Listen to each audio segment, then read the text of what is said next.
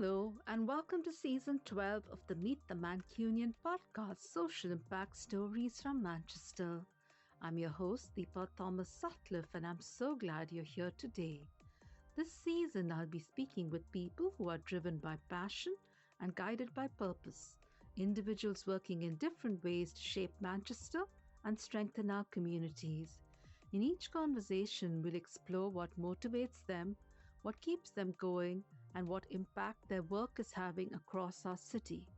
These are honest human stories about why people care deeply about what they do. New episodes drop every Tuesday. You can listen on Apple Podcasts, Spotify, YouTube, or at meetthemancunian.co.uk. Thank you for joining me. Let's meet this week's Mancunian guest talking about neurodiversity. Passionate about supporting adults with neurodiversity, we hear from Isabel Lepist, neurodiversity coach and advocate with a special focus on ADHD.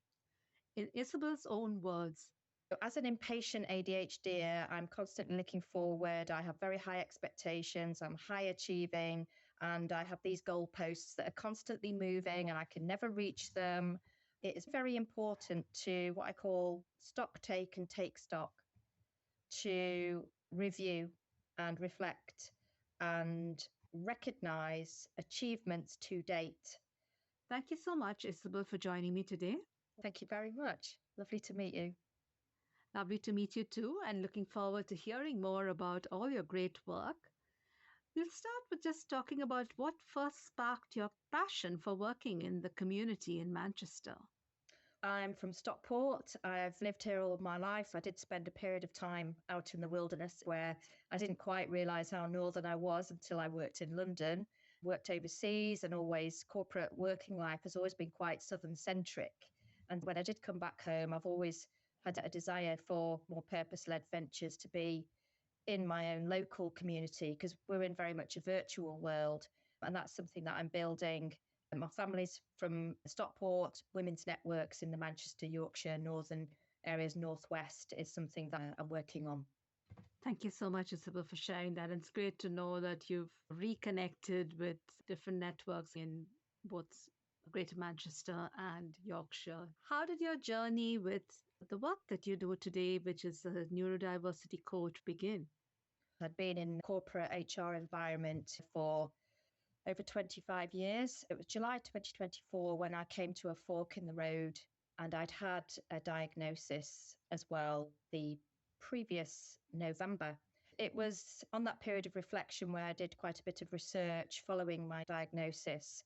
Before I left my employer, I'd set up an employee support group with 3 other colleagues. It was a group called Neuroconnections for neurodivergent employees, and to form the basis of greater education, looking at reasonable adjustments and informing senior leadership how to become more inclusive and promote greater awareness. So that was the real catalyst for it. In my research, I then came across ADHD Works, which is an organisation set up by Leanne Maskell, who is a real ADHD advocate.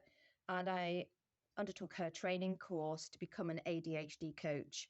I'd found my calling because I'd received coaching and felt very strongly about providing that for others and to bypass some of the real challenges and negative life outcomes and experiences.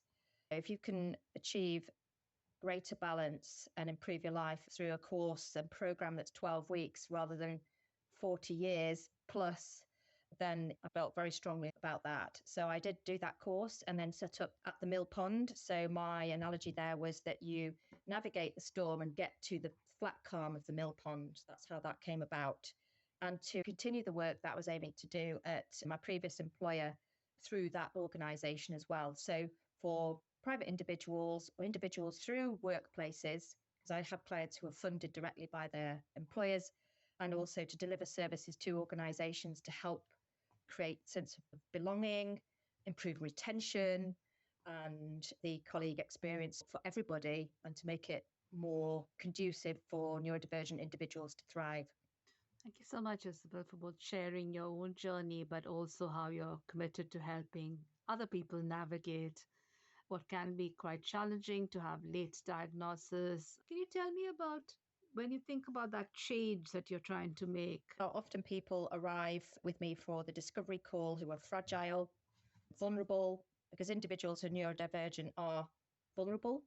With ADHD and symptoms, I think there is a reality that a lot of people don't fully appreciate, that it's not just about a bit of anxiety or lack of focus and motivation.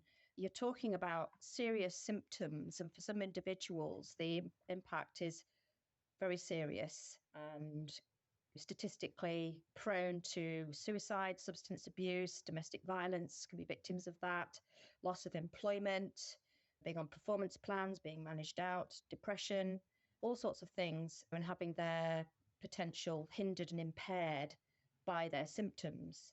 And it's very rewarding in that I have people come to me where they are overwhelmed, frazzled, and a lot of women have multiple jobs. They don't just have their day job.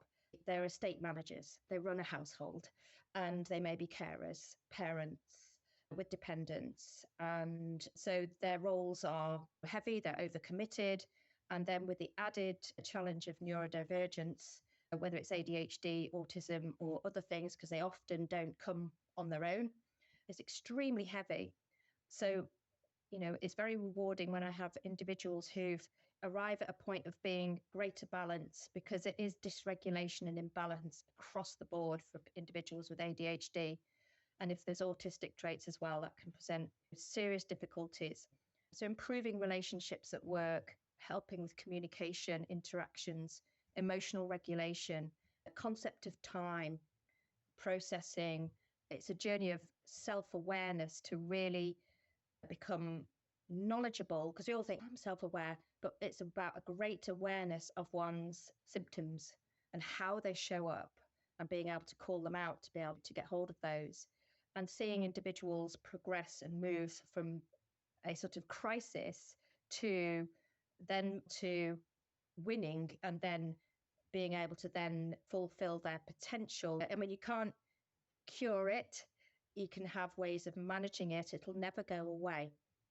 So to see people change and turn their lives around, or to assist them and support them to do that, is extremely rewarding.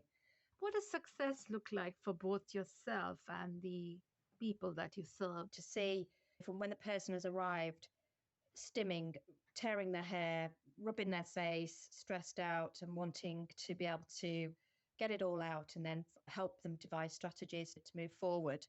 That is what success looks like, for them to be able to have a life that they can actually live and enjoy, and not endure and just survive. With organisations, it's not just about practical and physical adjustments. It's about attitudinal change that has to come from top down, bottom up, through education for managers, and also peer to peer, so around the colleague, so that there isn't just, oh, you can just go to a quiet thing, we'll get you some noise cancelling headphones. This is about, in the workplace, really change that, like we're trying to change gender bias, that sort of equal energy invested in that, to get away from ableism, elitism, and gender bias.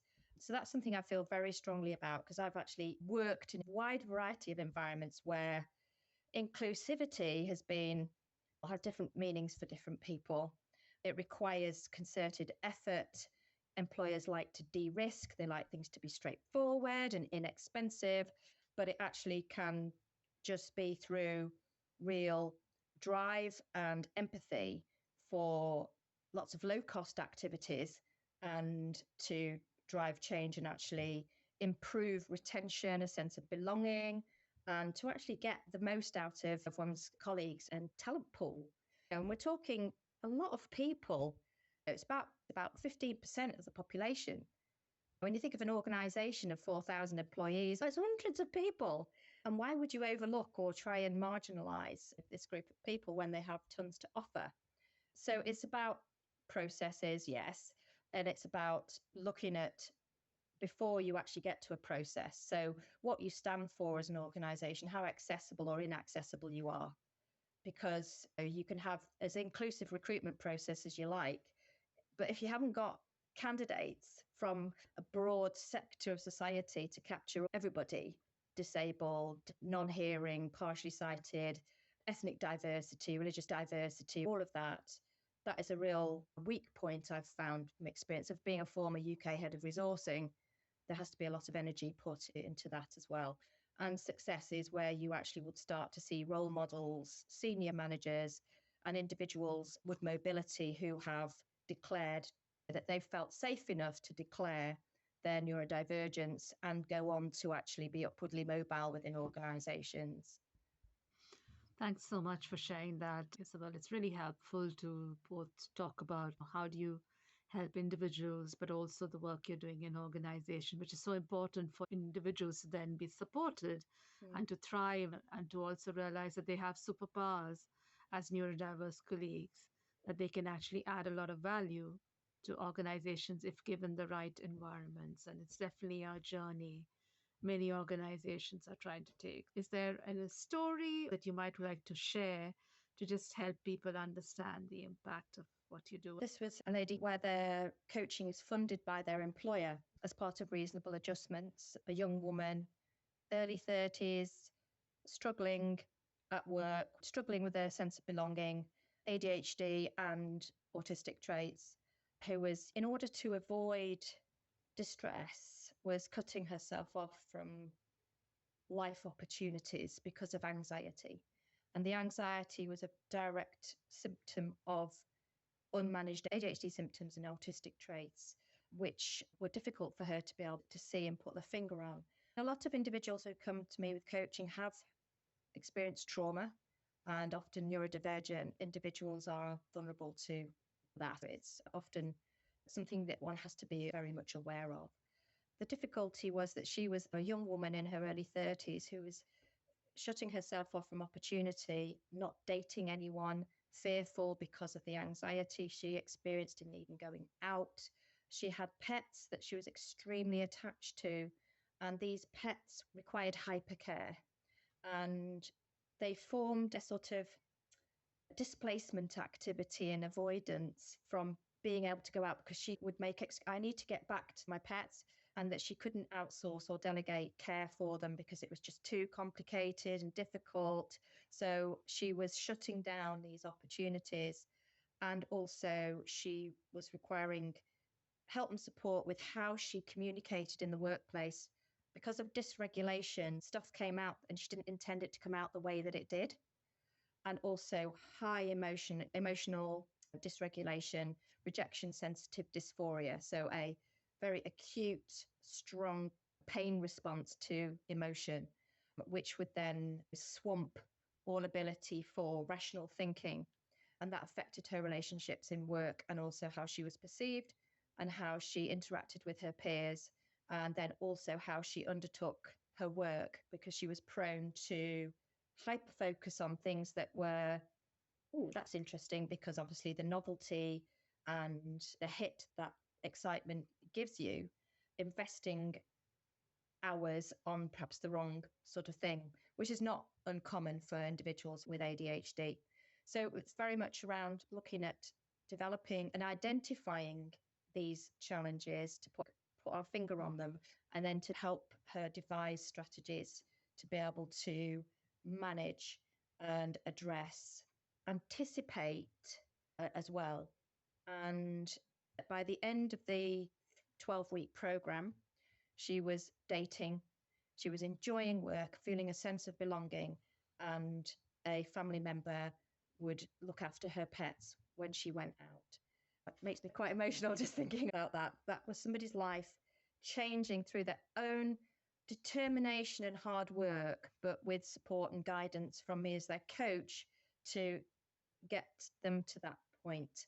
That is the impact that coaching can have on somebody's life if you go through the door and take the chance of opportunities that you may not even realize are there. Oh, very powerful. It's amazing that over a 12-week period, through the support and through her own determination, because both are important, you need that energy from the person as well. It's amazing what you were able to do. More power to you, and hope you can help many more people along the years. When you think about the toughest moment of your journey, what has that been and how did you overcome it? I think that is about changing your path through life from having been employed to being a founder. You're required to have skills completely outside of your expertise. And also self-belief is a struggle from having been an imposter and a fraud in the workplace for decades. And also then when you've set it all up and you're progressing and you're doing things, I think for me as an ADHDer, I'm naturally impatient and I want things to happen. And there is constantly this nagging doubt. And that when things perhaps don't go according to plan, you are a victim of your own ADHD symptoms, the things that you are coaching people on, because it will never go away and you still experience these things. But I have developed ways and means of recovering far quicker and more efficiently than perhaps the person who hasn't. I think it's about developing a business with those symptoms is extremely challenging. That is an ongoing thing. Like I said, many ADHDs and women with ADHDs have multiple jobs because managing symptoms is a full-time occupation and preoccupation because you can't escape it. It's always there and affects absolutely everything. Your emotional response or reactions, decision making, timekeeping, concept of time, everything. I think that is being sort of massive challenge. I can totally understand that journey from being a full time employee to being the full time leader of your Yeah. own business. Yeah. And, like you said, developing new skills, but then also finding ways to successfully adapt to your condition or to bring coping mechanisms and recover faster. When your work gets heavy or progress sometimes is slow, what helps you stay motivated and hopeful? This is an exercise that I do. As an impatient ADHD, I'm constantly looking forward. I have very high expectations. I'm high achieving, and I have these goalposts that are constantly moving, and I can never reach them. It is very important to what I call stock take and take stock, and to review and reflect and recognize achievements to date, because it's very easy to go through life, as I say, always feeling like we've not reached the destination. But it's important to look back and see how far we've come. And it is just a paper and pencil based exercise to externalize it, because it's all in the head. And your head is full of stuff that you need to do, the actions that you haven't done, the stuff you're procrastinating on, and the stuff that you are struggling to gain clarity on. And it's also a way of then realizing just how effective, proactive one is. So I just list stuff. And I do this exercise every 4 weeks. It's about every 4 to 6 weeks. And I've also kept all of the pieces of paper so that I can actually see over a period of time. There are other parts to this exercise, like just getting all of the stuff that's in your head out, the bad stuff. But it's important to have this good stuff. And it can be stuff like I baked a really great cake this morning, or I actually got that really horrible thing that I just had been putting off. When I first did it, I actually was stuck. And I must have been sitting there for what felt like 5 minutes, an eternity to me, but it was probably only 2 minutes to actually get started. And then when I actually got started, I couldn't fit them on the paper. And that's all right, that's not bad, that. And then think, okay, so that I've done that, I can see because of the reflection. It's a grounding exercise as well to perhaps to eliminate some of the castration that we're very good at, to get clarity, and then think, okay, I've done that. I can do this. I can do it. And it's with a greater level of energy. And also from that stroke of one's ego and self-validation, you do get dopamine. And then you can surf, is what I call it. Is so when you get that, because we have low dopamine activity and noradrenaline, and it really affects focus, motivation. So when you do get that wave, it's important to then maximize the opportunity of that wave and to get stuff done. If you're in a stimulated, motivated, your brain chemistry, your neurotransmitters are working for you. That is the moment. So it is an energy generating activity, which is really positive because a lot of activities are very energy draining for individuals with autism and ADHD. and also to speak to your peers and get help. So one of my mottos, because I've got lots of them, is when you need help, ask for it and get it. And when you really think you don't, ask for it and get it. I like that so much about the energy optimizer, which is like taking stock, but also I love the fact that you're actually keeping track of this because Yeah. I have life goals and then I take that monthly stock. I don't write it down, I only do it. And I guess I'm keeping mental track. So I Yeah. do love the idea of actually collecting it and taking a moment to also look back. And it sounds really powerful. What's next for you and your mission? What should we look forward to in the months ahead? I was invited to speak, which was really great. And I've had further invitations now as a result of that experience. So I'd love to do a lot more of that. I've also got a bigger project that will perhaps come to fruition in February with collaborating with some really great former colleagues and other individuals who are looking to come together with an initiative around neurodiversity. So that's on the cards. I think also my own services and developing those, and they've started to evolve now. I always learn loads from my clients and also ask them about what's been particularly great and what they would also think would be beneficial. So it's also growing other service offerings like accountability buddy. So checking in with individuals and holding them to account, and also body doubling sessions and peer support. So going above and beyond the coaching is actually what I found with some individuals who've requested it, is that they actually need someone to actually perhaps thrash things out with them, scheduling or being in the room. These are things that have evolved from the clients, things that they've also benefited from. The accountability buddies, where you've agreed a certain date and time to check in with them about it, say a specific piece of work or a project that they're doing, and to check in on specific goals and milestones and whether they've achieved those. And it's the sense of urgency, the momentum, and being held to account has actually triggered motivation. And then the body doubling is where I was in the virtual room with one of my clients, a young man who was meant to be applying for jobs and had just been procrastinating on it.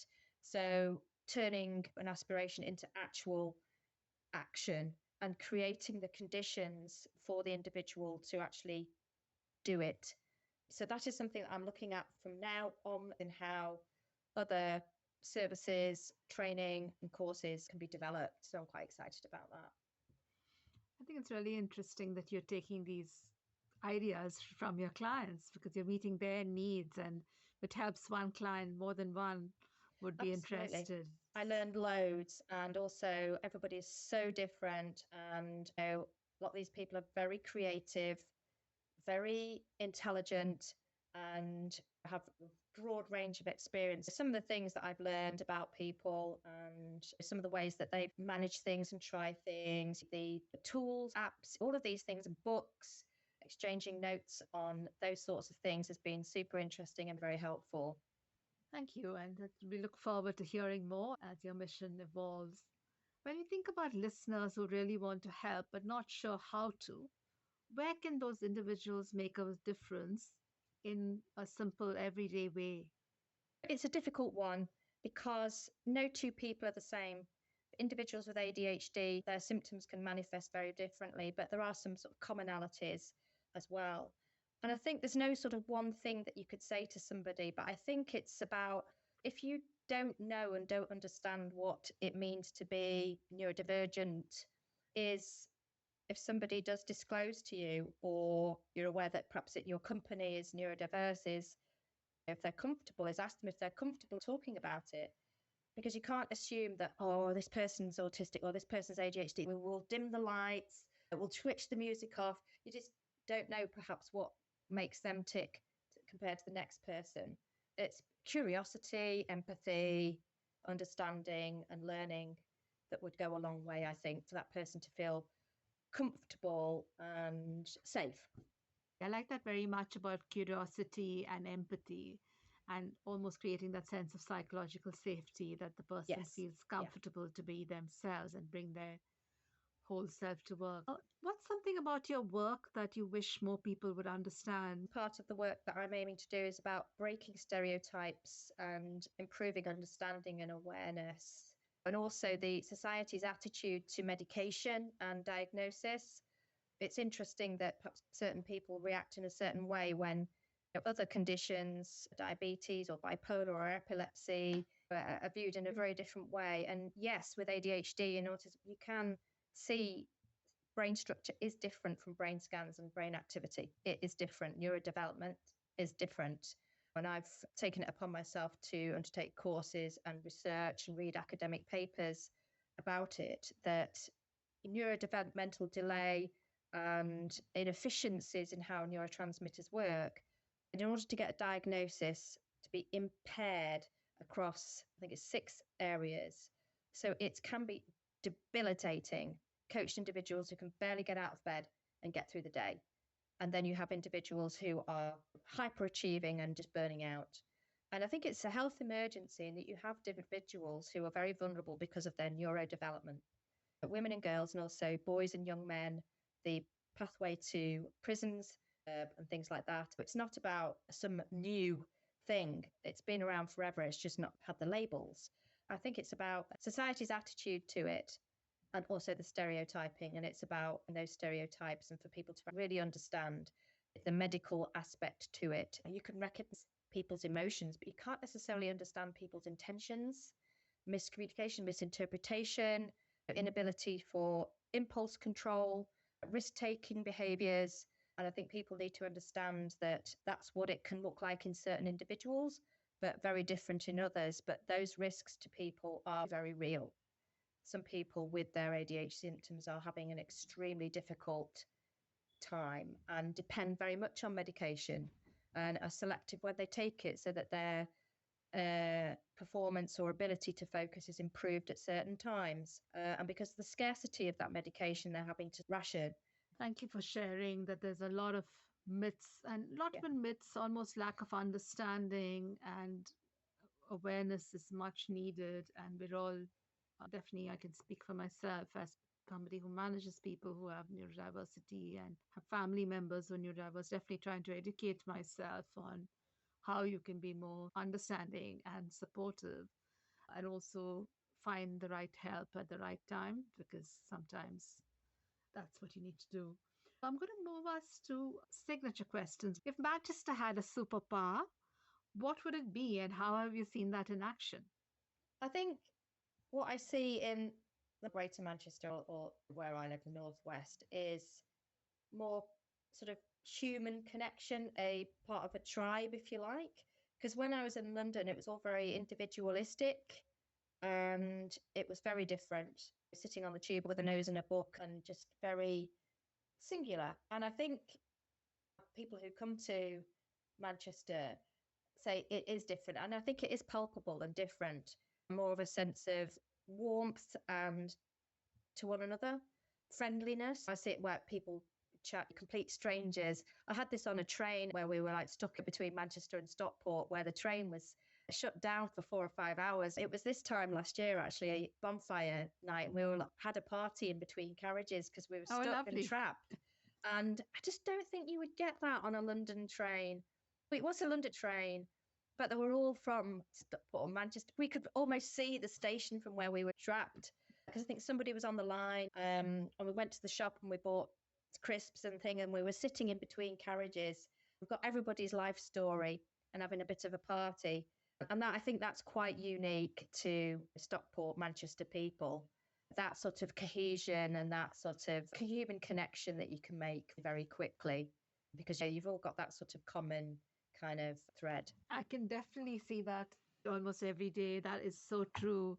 I love your story. There's a stuck train, let's have a party. That does feel like quite a unique thing. If you could gift Manchester one new habit or mindset, what would you choose to strengthen community life? It's quite an interesting, this one, given the recent things happening. I think tolerance, open-mindedness to understand each other. And if you're from a minority group as well, for others to have a bit of appreciation of what that group is going through. We just need to be a bit open-minded, a bit curious, a bit accepting, and give people a bit of benefit of the doubt that there's good Absolutely. intent. I always believe people are basically good until proven otherwise. Okay, yeah. If you could have a 10-minute conversation with a community hero from Manchester's past or present, who would it be with, and what are you asking this community hero? I quite like Andy Burnham, who's done a lot for like the buses, the transport, putting Manchester on the map, getting a sort of equity with London and the good employer charter. I think that's sort of motivation and drive to get that, I think has been really good. I think that's somebody that springs to mind who is working very hard for Manchester. And what would you ask them? I did read something, perhaps what initiatives would they be looking at to have neurodiversity as part of this sort of charter and a sort of Manchester initiative for employers to add that as part of the portfolio, if you like, or the profile of the organisation. That's not to say he's not doing that already. I'm sure he is, and I'm maybe not aware of it at the moment, but I think it would be great to know more about that. Thank you so much. I must say he's very popularly quoted in the podcast in different contexts. So yes, shout out to him, and it should be a very interesting conversation. Looking back, what's a life lesson or a piece of wisdom your journey has taught you? I think no guts, no glory, but it seems a bit brutal. But I think that's what my upbringing has taught me, that you have to be brave and do things anyway. My dad had the clothes he stood up in. He was a displaced person. Parts of my family as well. They've been courageous and got through. And it's about that, the grit. You have to die trying. Do you know what I mean? If you don't give it a go, you'll never forgive yourself, or you'll never know what might occur. And I think doing things that make you a little bit afraid, even with the anxiety and the ADHD symptoms, I think I'm glad that I've been brave enough to really just do it anyway. And I've really gained from that. So I think it is, you have to feel the fear and do it anyway. I think it's, you've just got to do it, because you just have to give it a go, because you never know. No guts, no glory. I think it's very powerful. And regardless of how you express it, what you're basically saying is that if you don't back yourself and try something that's uncomfortable, nobody's going to be inviting you to this party. I think that's all about a growth mindset. Something we hear a lot in a corporate world, but I think even just as outside of work and in life, a growth mindset is very important, because it is about what we were talking about earlier. Is a growth mindset is about being prepared to learn and open one's mind and to look at the art of the possible, which might seem impossible, and to be constantly evolving and improving oneself or changing oneself as a person to do good stuff and live well, whether that's to help other people or just to be good at what you do and show up the best that you can be, really. It's such a powerful thing. And you're right, that growth mindset is another way to express the same thought, and maybe more familiar with some people. But it is absolutely putting yourself out there, taking a chance. And I love it. I think it's a really powerful life lesson. Thank you for sharing it with listeners. Very welcome. What's the best way for listeners to connect with you, to learn more about At The Millpond, and just follow your journey? I have a website, which is www.atthemillpond.co.uk. You can find me on LinkedIn. I am the only Isabel Lepist. If you spell it, I'll come up, and you can DM me. You can also email me via the website. Thank you so much, Isabel, for sharing that. Thank you for taking the time today. It's been great. And thank you so much for inviting me. Thank you for listening to the Meet the Mancunian Social Impact Stories from Manchester. If today's episode resonated with you, please share it with someone who believes in the power of passion and purpose, or leave a review to help others discover the podcast. You can connect with me on social media at @Meet the Mancunian on Instagram, Facebook, and Blue Sky, and at @Meet the Mancunian podcast on YouTube. I'm Deepa Thomas-Sutcliffe, and I'll be back next Tuesday with another story from the people shaping Manchester. Next week, we hear from Kerry Tottingham, who talks about change. Until then, thank you for listening and for being part of this community.